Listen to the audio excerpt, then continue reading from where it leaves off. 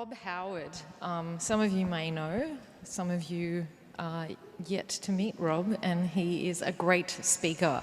He's a Sydney-based developer with a functional UI and an ops bent, and he's currently at Culture Amp. I read from his Twitter bio that he's into swords, fire, and cats, but apparently all kept separately, not mixed together. No cats were harmed in the making of this bio. That's right. And what is interesting is that Rob has travelled to us on an overnight train from Sydney. Nice. And apparently the train carriage was like it was from 1989.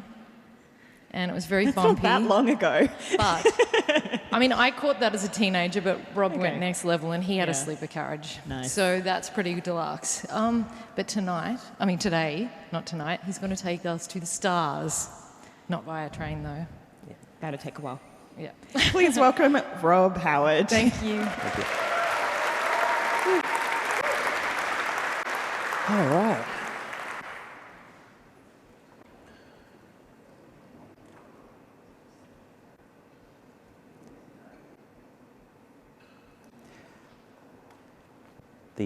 Unfortunately, there's a soundtrack that's, I'm not sure it's coming through yet.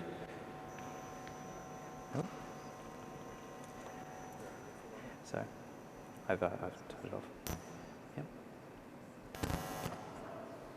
Cool. As the Secretary General of the United Nations, för världars värld, där böljar solarna till mognad bort och klingar in i allas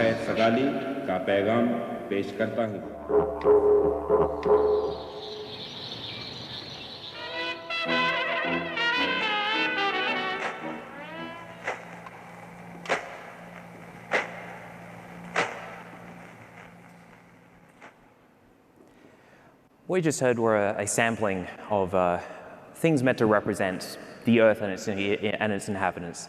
Samplings of greetings from in different languages, whale song, sounds of nature, music, and the steady, regular rasping of distant pulsars, once thought to potentially sources of intelligent life or communications from intelligent life.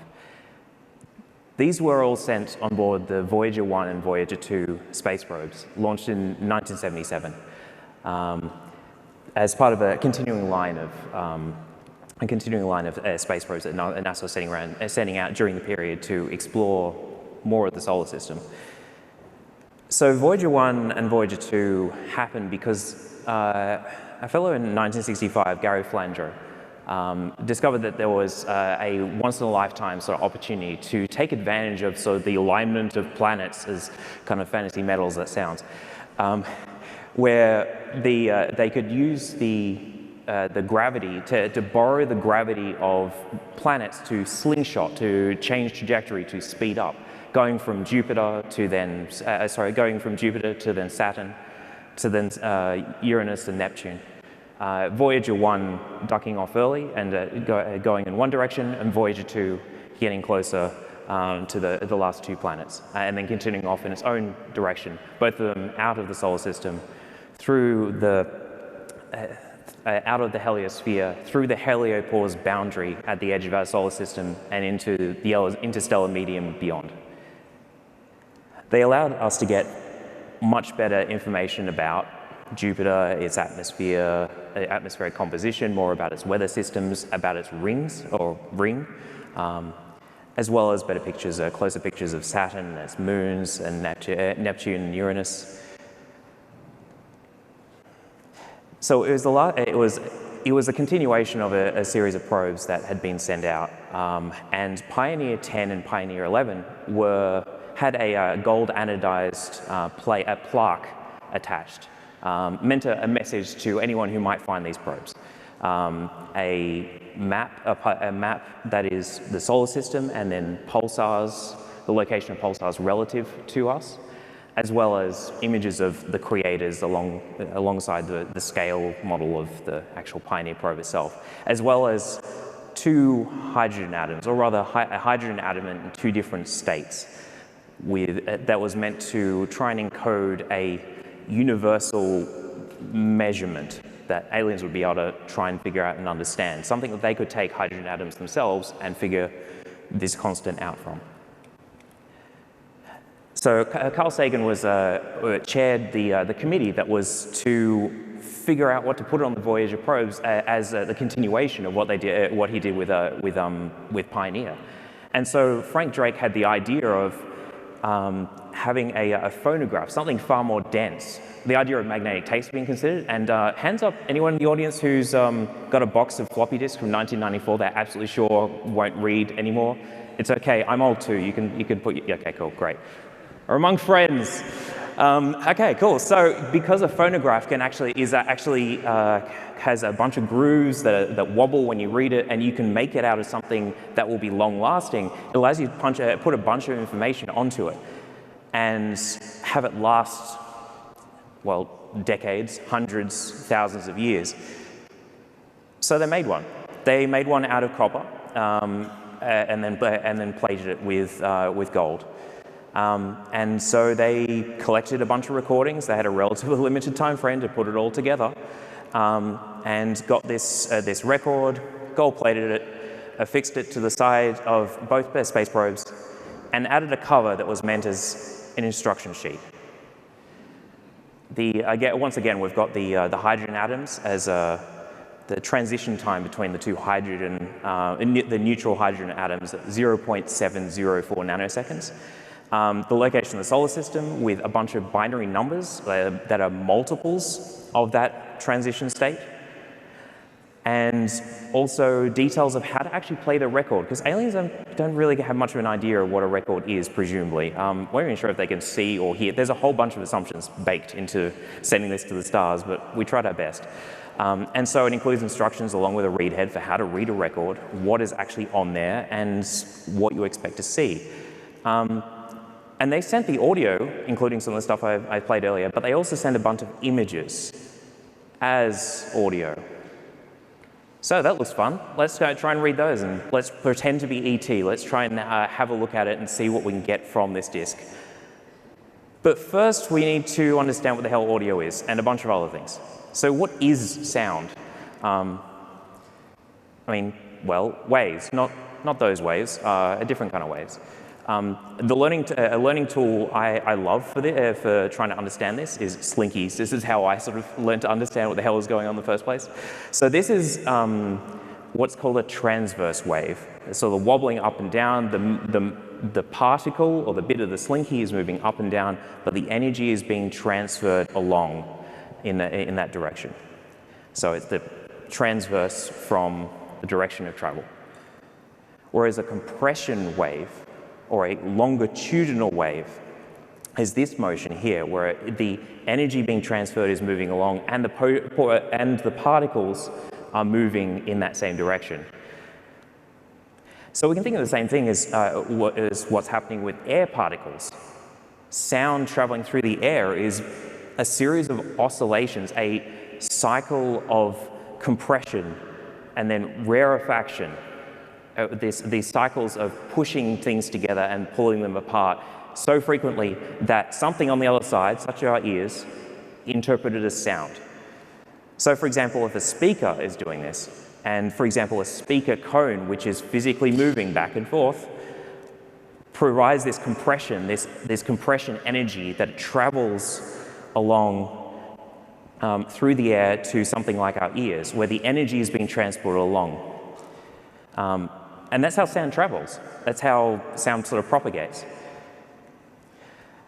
So you notice that with the Slinky example, the actual bit of the Slinky wasn't moving very far, and it's pretty similar here. Now, it's a little tiny, but you can think of the energy as a consistent moving thing, but the actual little particles aren't going very far. They're just kind of wobbling around. It's not like when you speak to someone that you expel all the air in your lungs and you sit there gasping for breath because all the air's gone over the other side of the room. No, it's the energy being transferred through the air. And this is also why in space no one can hear you scream.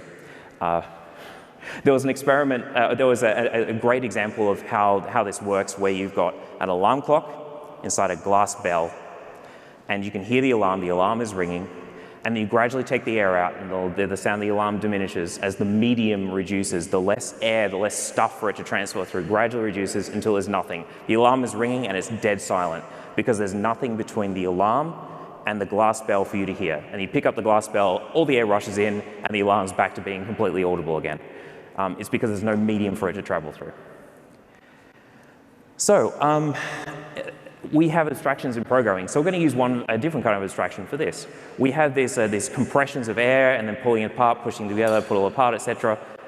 And we can represent that with a wave, where, for example, the high point represents this compression phase, and then the rarefaction is the sort of low pressure. So we've got alternating waves of high and low around an ambient middle, an ambient level of pressure. And this can change, and that's kind of it's a side conversation, but it's around a medium, an ambient pressure that the high and low pressure is relative to. And it's this within a medium, whether be it air, be it wood, be it the earth, because frankly, earthquakes work like this as well. They have both compression and transverse waves, just to make it interesting. And it's this cycle of movement, this cycle of energy, this cycle of movement producing energy that is what sound is. And so we can muck around with this a bit. We can, if we think about the wavelength, for example, as the distance between two peaks or two areas on this, if you compress it, sorry, if we take this sound and compress it, then we end up with a higher frequency sound. Where the energy it's still moving at the same speed. The speed of sound doesn't change, but just because you're putting these compression waves together, our ears are interpreting this as a higher pitched sound. This is all like perception for us kind of based stuff. There's nothing inherently higher pitch about compression waves. It's just how we interpret it as people. And amplitude is another thing. So we've got frequency, how close it is together, and amplitude is how, for example, how tall the waves are. We stretch it out, we got like a stronger compression, more energy, you get a louder sound. And we can do things like, we've got these waves, and they're a good abstraction because other things can be represented as waves, and we can do all the same operations with those waves. And we can do things like adding them together. Something plus nothing equals something, the original something. Or we add two together. And if we flip one, for example, if we start on the left-hand side, we've got a 0 plus a 0 is 0. And then we've got a 1 plus a minus 1 is, well, I guess 0. It cancels it out. This is how noise-canceling headphones work, where it's actually trying to produce the opposite wave, so it flattens out the wave and tries to reduce the amount of sound.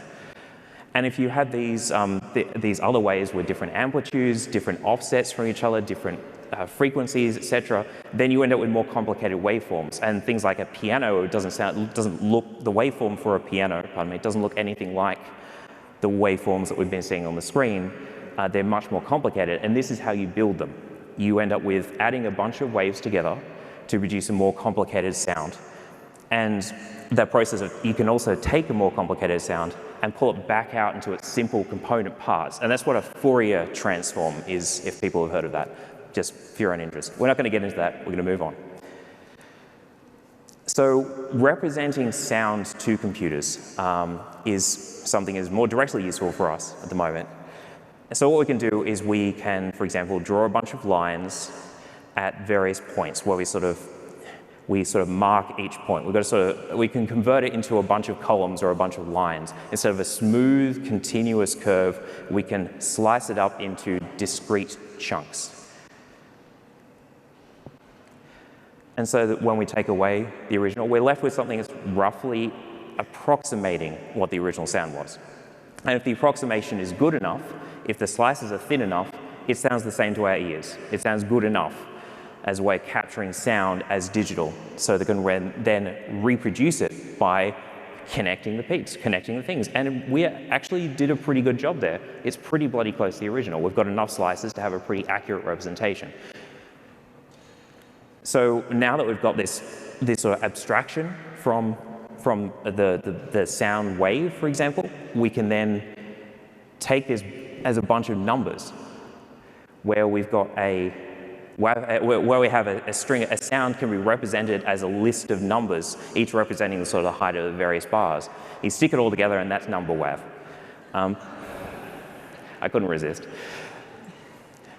So there are other bits that make up, there are other parts like a sample rate, for example, the number of slices per second, and the bit depth, the amount of numbers, the range of numbers you have available to you.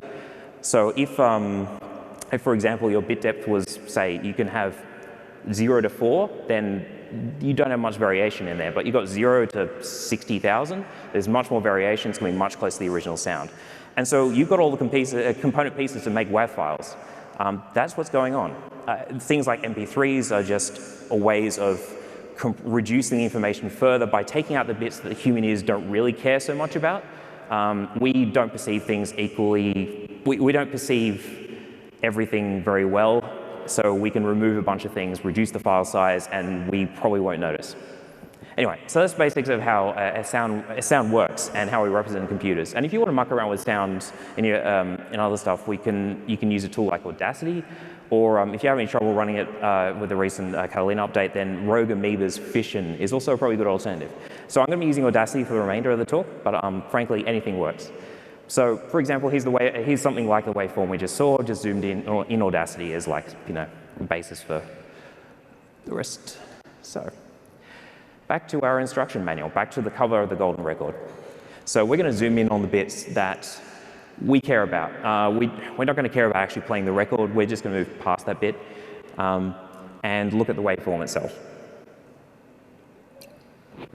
So we have something down the bottom that represents, it's trying to communicate the idea of a vinyl record with 2 stereo tracks, 2 sets of grooves, 1 per track. I don't know how the alien's going to figure that one out. We're just going to ignore that and go straight to the waveform above. So let's play a bit of the golden record. Let's play the bit of the image audio part of the golden record.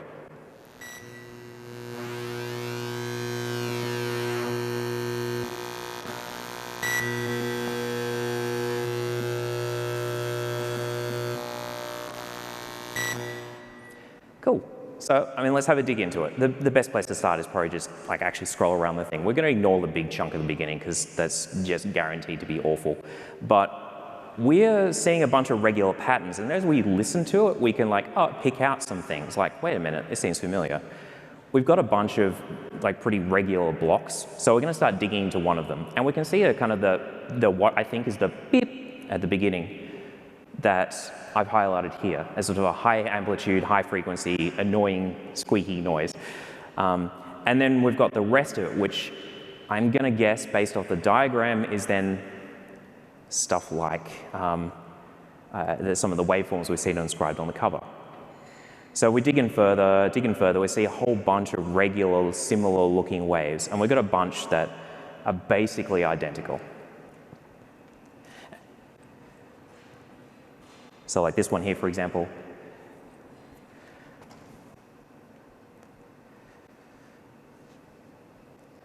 And then we've got some other ones that are starting to look like they have maybe information, like differences between them. And so that's probably warranting further exploration. So one thing it looks kind of similar to this, but not really. If we flip it around, if the instruction manual is upside down, we're noticing some similarities. It took a bit to figure out to make this connection, but once you do that flip, pardon me, it's much more easier to spot the rough kind of things. There's like, oh, maybe that's that, but these boundaries kind of seem to line up. And so what you can do is, have a look through the waveform. It seems like, as a guess, it seems like this is the useful bit, and this is like the boundary bit that seems to be the same on the diagram. There's something that's like interpreting that as like the edge to try and mark out what the edges are.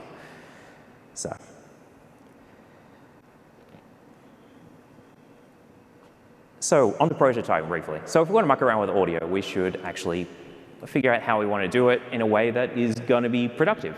So my guiding rule is Shia LaBeouf's lovely video, because I believe everything he's saying here. Many small attempts, and just get in there and just do the thing. The quicker the feedback you get, the more quickly you can try and hone in on the result. This is very much experimental kind of, we don't know what the target even is kind of stuff. So for example, the way I have it set up, for example, is VS Code. I've got a very sort of simple Ruby program that's just, for example, taking some numbers and then printing a greeting and then sort of making a graph we're going to just print out on the console there. And I'm using something called guard, which will let you start it up, and it'll listens for file changes. If you change a file, then it'll just sit there and run. So you save, and it runs. You change something, you save, and it runs. And so we're getting this really quick feedback. Just any kind of instant feedback is gold in a project like this. And so setting up a guard file is relatively simple. There are prefab ones everywhere. This is just basically look for things that are .rb and run them with Ruby.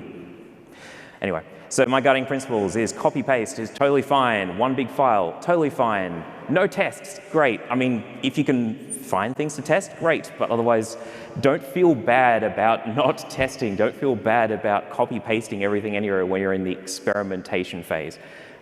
Print debugging everywhere. Use a debugger if it helps. Just do the thing. So, for example, using our WAV file stuff, we can read it using this the library, the RubyGem WAV file, pardon me. And with our Unicode graphing library from before, just go through, read the Voyager image audio, which in an article I'm going to link later is you can just download and start reading through. And we're going to just use WAV reader to go and look at the contents of the WAV file. So we're going to initially just read a chunk and then throw it away. We're just going to sort of skip ahead to the middle of the file. And then we're going to take a bunch of samples, a bunch of slices like we saw earlier, and turn them into an array of numbers. And then because each of these samples are actually a left and a right channel, because the Voyager has two, we're just going to take the left-hand channel only and care only about those, because they seem to be pretty independent from each other. And then we're going to plot it on a graph like we saw earlier. We're just going to take a bunch of numbers and recreate the sound that we saw in Audacity. Like, that's a really good first step. Congratulations, you know you have an array of numbers that mean something, or at least could be turned into other things.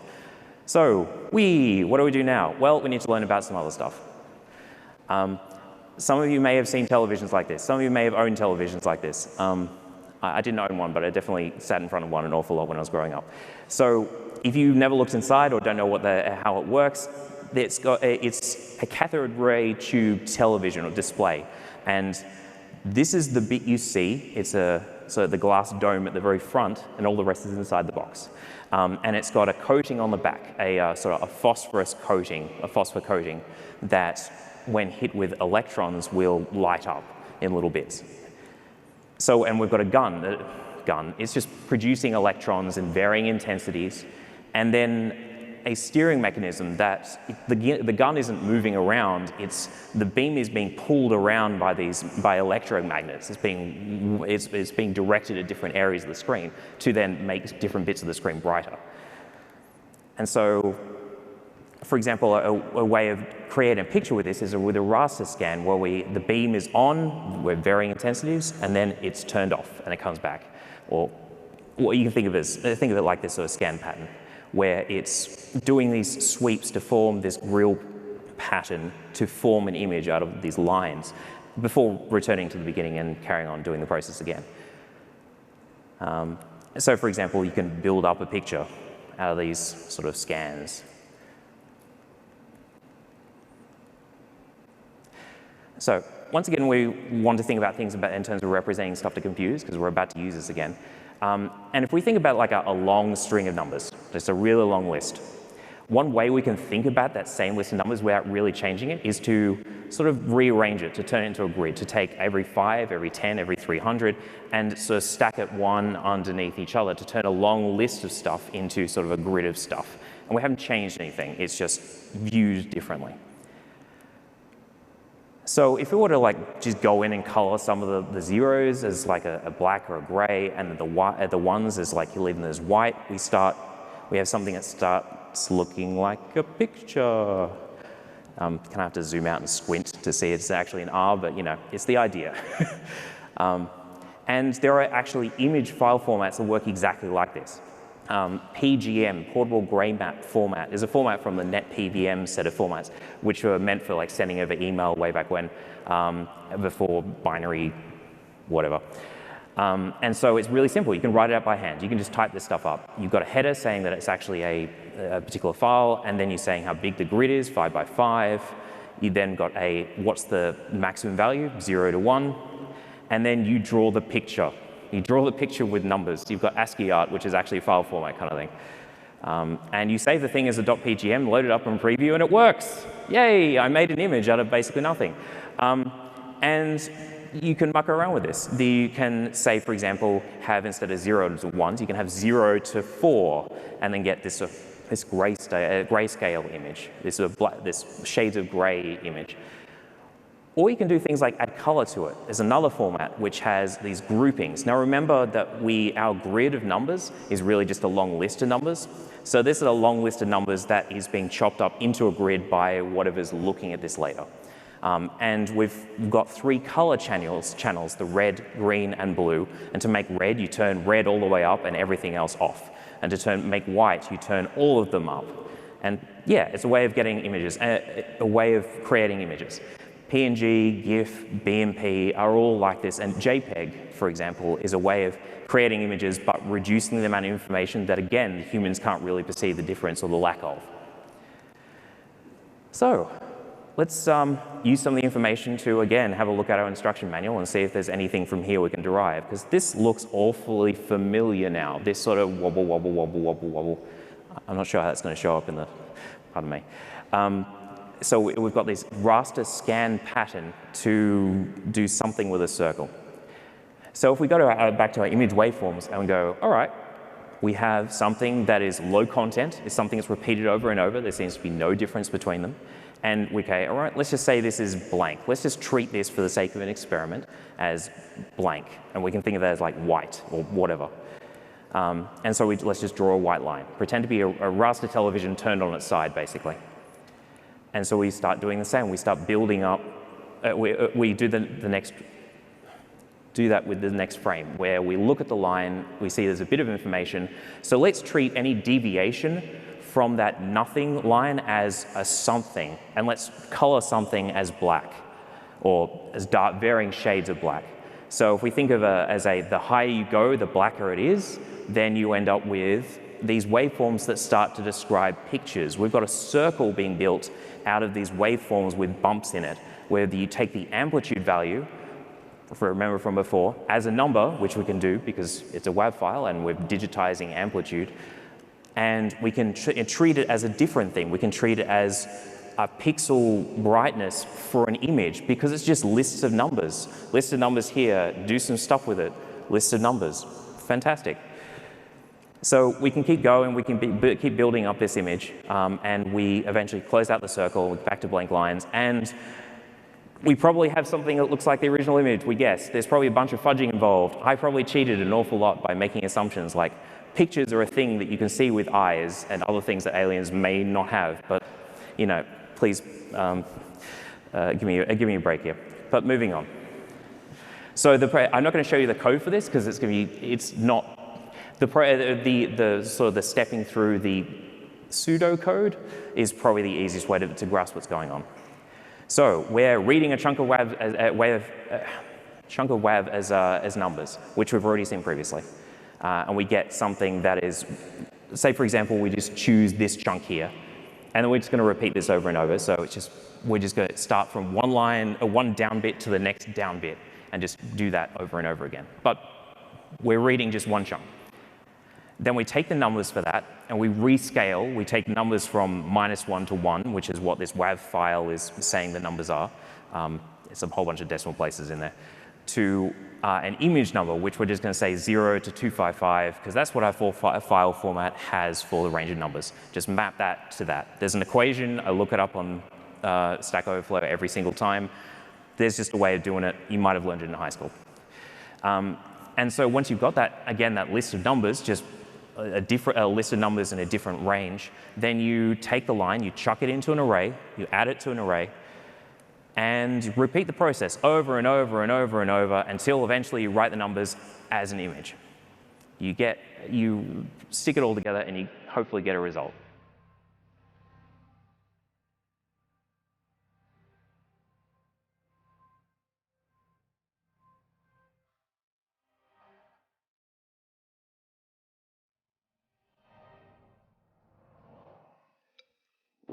That could have gone better. All right, let's try it again. I futz around with things. I save some files. I swear a lot. I edit some arbitrary things. I do it over and over. Change a little constant here and there. It's prototyping. And, well, yeah, you get the idea. It's not bad. It could be better. So we can iterate on this a bit. You can read a chunk of WAV as numbers again. Well, we're already familiar with this bit. We're going to read a bit more, though. We're going to go past the end of where we think it might be. And we're going to assume that most of the chunk is fine. We're going to focus on, we're going to take the bit that's almost to the droppy bit. I don't have any ways of describing this well. And we're just going to put it to one side. We're going to keep that, and we're going to use it. And let's have a look at the remainder. Let's have a look at, we're going to look for the lowest number, because again, it's a list of numbers, but the lowest amplitude value in the next little bit, which is like within a 200 sample window, some little area ahead. Get that, and that's our boundary. We basically say, okay, cool, we're going to take everything that looks good and put it over here, and we're going to use it, and we're going to take the rest, and we're going to park it, and we're going to use it for the next frame. We're going to look too far and then figure out what the boundary is, put it to one side, keep the rest for the next frame, and it will just continue over and over. And then we're going to chop some garbage off because it looks like there was a bunch of extra stuff in the frame that didn't make any sense. I can't figure it out. I think it's just from the processing equipment they used. Who knows? I'm just trying to get a decent result, and I'll come back to the why later on, by which I mean never. So we rescale the numbers like we already know how to do. We add the line to the image array like we already know how to do. We just loop around because we just repeat this over and over. It's what computers are for. They're great at doing this. And we write out as an image. And the result isn't bad. I'm kind of happy with this one.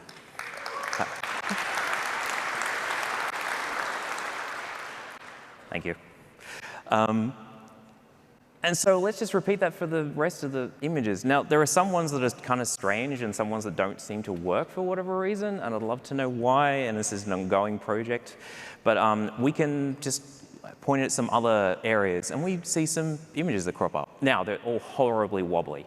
This is the result, I think, of there is a variation. Because it's processed with analog equipment, there's a slight variations in how long each line is.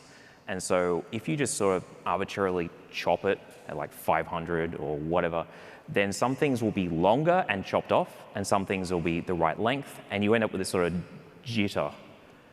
And so we end up with numbers that kind of look like numbers, but I'd love to find a way to try and smooth that out, but that's definitely for a later day. But we've got the numbers out. So this is taking a bunch of binary numbers that we saw earlier and transforming it, and just associating with other written numbers. We end up with other pictures as well. For example, this is a photo that we'll come back to that is noting down the composition of various substances, atoms, or molecules, pardon me, in the atmosphere. This is the Opera House being built. And this is us with all the water falling off or something. And a number banana for scale. So that's as far as I got with it so far. But there are definitely more things to do. I'm just scratching the surface of this stuff. So I talked earlier about color channels and the idea of red, green, and blue being each pixel, each individual item in the list being made up of 3 elements for each of the colors you combine together. This takes a different approach. The entire image is red, the entire image is green, and the entire image is blue, and you combine and overlay them to make a color image. So there's a boingboing.net article about how to decode the images on the Voyager project. I read after I had tried my utmost and succeeded as much as I did in the previous slides. So now I'm going like, cool, what else is out there? This is one of the things they talked about in terms of combining how these color images are represented. Each color image is just an image in the audio as gray that you then treat as a color image and stick together yourself.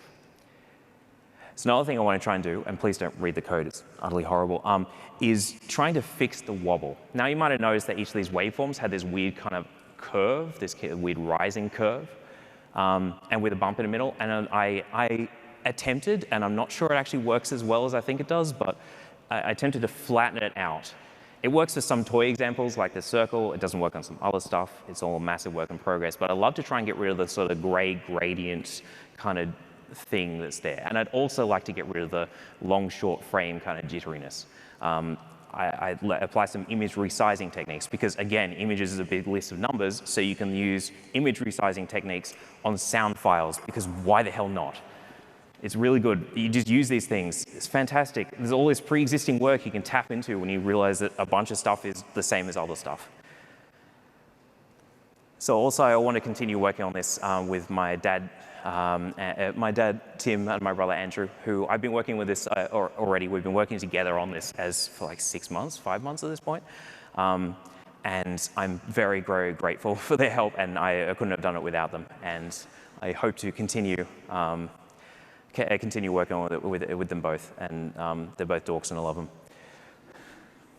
We're wrapping up. So we've learned some things. We've learned maybe that sound is a bunch of pressure waves.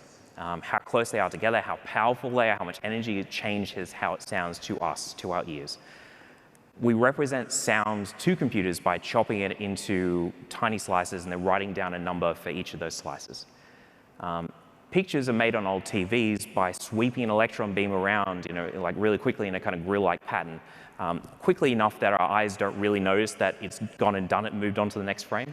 Just hangs around there long enough for our eyes to go, oh yeah, that's a picture that's totally still and not moving and not really just a beam just flinging itself around the place. We can represent images to computers to make a big grid of numbers. Each number is a brightness value. Groups of numbers instead can mean colors or transparency or other things. And in 1977, humans sent a message to outer space, an optimistic message showing all the brightness and color of the world, and it's something I hope we can try to live up to.